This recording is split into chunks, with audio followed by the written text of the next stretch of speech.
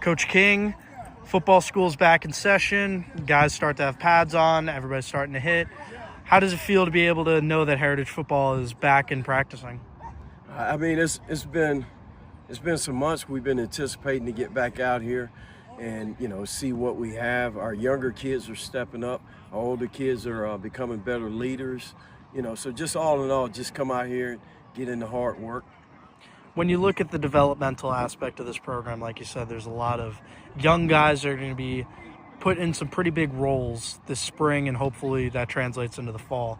How nice is that for you as a coach, being able to almost like teach them how to walk and then teach them how to run at the same time? I mean, one is breathtaking, to see how far we've come. Nothing against anyone. It's just, the hard work with our coaching staff, just pouring everything they have into the kids, and with the kids responding to everything that we've been giving them, it's just a great feeling.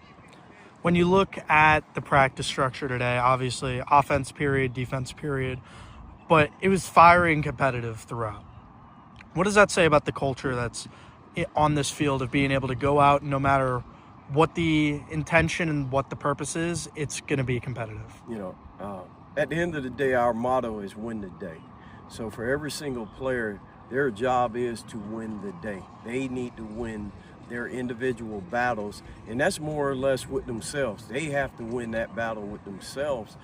So as long as they keep pushing and working at that, then we'll do well as a team.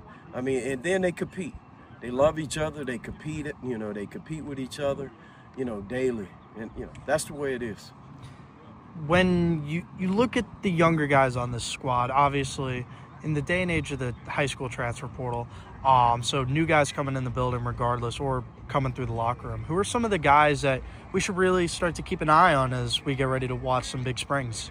Okay, well, first we got Marcus, our quarterback. But away from Marcus, we have Jonathan Caesar, one of our key wide receivers. We also have Jonah Caston, play a little both ways, safety, and slot receiver. Then we have, Shane Cleveland play corner. He's a corner for us. Now he's starting in the rotation at receiver. Away from that, our offensive line is, we have Dominic Swanson at center. And then at this moment, we have Gerald Williams, who's going to be a 10th grader, who's basically, he's working to where once Dominic leaves here, he'll be taking over at that center spot, possibly the nose, playing nose guard.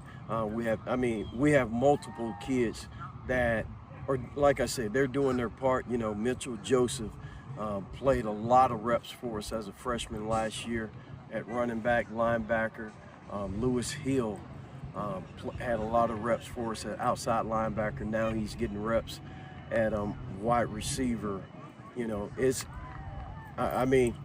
We have a lot of kids that was here last year, and they're just chomping at the bits to get their chance. Like you said, there's a standard that's been set with this program, and it's a pretty good one, seeing as we're coming off of an SSAA title. How do we build from here? Like you said, win the day, but really, what's the next step? Well, for this program, the next step is not to look beyond where we are, and just take it day by day. That's our goal, day by day, one day at a time. And where it leads us, that's where it leads us. Coach, thank you for having me. Thank you for your time. You're welcome. Thank you.